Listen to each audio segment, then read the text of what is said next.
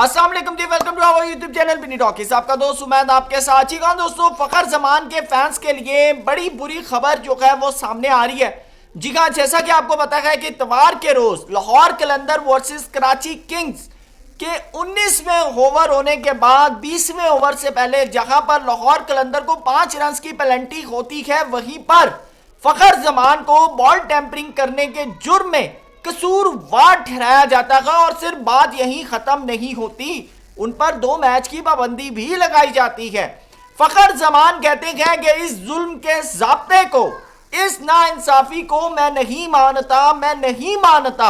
उसके बावजूद फखर जमान को रेफरी अपने सामने बुलाता है और फखर जमान इनकार पर इनकार करते जाते हैं। फिर रेफरी अपना फैसला सुनाता है और फैसले में कहता है कि आप पर 2 मैचेस की पाबंदी लगाई जाएगी। लेकिन उसके बावजूद फखर जमान इस फैसले को इनकार करते हैं और पहुंच जाते हैं पीएसएल की टेक्निकल कमेटी के पास।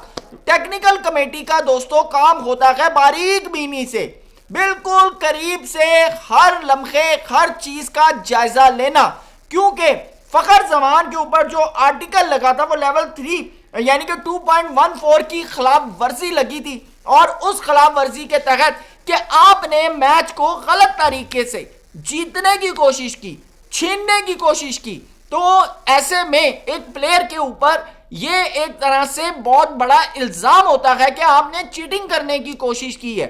और फखर जमान जैसा प्लेयर जो कि हमेशा बड़ा अग्रेसिव और हमेशा फेयर क्रिकेट के ऊपर यकीन रखता है, उसके ऊपर बॉल टेम्परिंग जैसा इल्जाम शायद उससे खुद भी हजम नहीं हो रहा था, बल्कि उनके फैंस जो है वो बड़ा परेशान है। और सिर्फ अगर मैं पर्सनली उस वीडियो को देखूं तो शायद 2 से 3 सेकंड में उन्होंने बॉल को ऐसे पकड़ा है, और ऐसे पकड़ने के बीच में अगर कोई ये कहता है कि बॉल टेम्परिंग हुई है तो दोस्तों मुझे आई वॉज शॉकिंग। और सबसे अहम चीज आपको बताऊं कि बॉल तो 18वें ओवर में भी रिवर्स हो रहा था। बॉल तब भी रिवर्स हो रहा था जब कराची किंग बल्लेबाजी और लाहौर बैटिंग कर रहा था और कराची किंग बॉलिंग कर रहा था। तो अब वहां पर पिच में मसला था, क्योंकि उस पिच के ऊपर ऑलरेडी 4 मैच जो हैं वो हो चुके थे। लेकिन फखर जमान ने मुशावरत करने के बाद पीएसएल की टेक्निकल कमेटी के सामने अपना मुद्दा रखा, अपना केस रखा और कहा कि देखें, इसको करीब से देखें कि मैं कसूरवार नहीं हूं, मैंने बॉल टेम्परिंग नहीं की, मुझ पर गलत 2 मैचेस का बैन का इल्जाम यानी कि मुझ पर 2 मैचेस की पाबंदी जो लगाई गई है वो गलत है। इसके बारे में कुछ करें, कुछ सोचें। पीएसएल की टेक्निकल कमेटी को कल ये दरखास्त जो है मौसूल हुई, लिहाजा पीएसएल की जो टेक्निकल कमेटी है उसने बड़ी बारीक बीनी से, करीब से हर लम्हे और तमाम चीजों के जायजे के बाद वो इस फैसले पर पहुंची है कि जो रेफरी हैं रोशन महानामा, उन्होंने जो डिसीजन लिया है वो बिल्कुल सही लिया है। यानी कि रोशन महानामा के मुताबिक फखर जमान जो है वो बॉल टेम्परिंग करते हुए कसूरवार पाए गए हैं, जिसकी वजह से उन पर ये जो 2 मैचेस की पाबंदी लगी है ये बिल्कुल सही लगी है। अब इस फैसला आने के बाद क्या इफेक्ट्स होंगे इसके, ये तो आने वाले दिनों के अंदर पता चलेगा। लेकिन मैं आपको बताऊं कि मुझे बीइंग अ क्रिकेट फैन ये अच्छा नहीं लग रहा, क्योंकि फखर जमान जैसा प्लेयर और आपके पास कोई इतना स्ट्रॉन्ग एविडेंस भी ना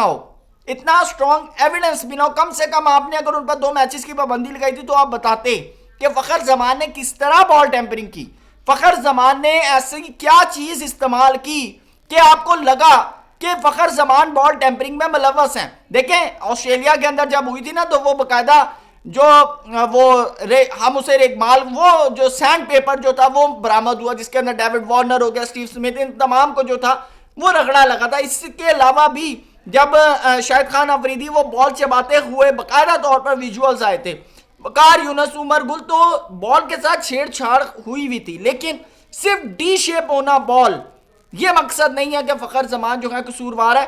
फखर जमान ने बल्कि खुद कहा कि आप मुझे बताएं कि कहीं पर सलाई उधड़ी हुई है, कहीं पर कुछ ऐसा किया हो तो आप मुझे बताएं। और दूसरी बात, सिर्फ नाखून मारने से अगर आप ये कहें कि बॉल टेम्परिंग हुई है या फखर जमान कसूरवार है, तो मेरे ख्याल से फैसला आप लोगों ने करना है। आप लोग फैंस हैं, आप लोग फैंस हैं, लेकिन रोशन महानामा का जो फैसला है उसको पीएसएल की टेक्निकल कमेटी की तरफ से बरकरार रखा गया है। अब देखना है कि लाहौर कलंदर एंड कंपनी जो है वो इस फैसले के बारे में मजीद क्या इकदाम करती है। दोस्तों वीडियो पसंद आए तो लाइक कीजिएगा। Thank you so much. Allah Hafiz.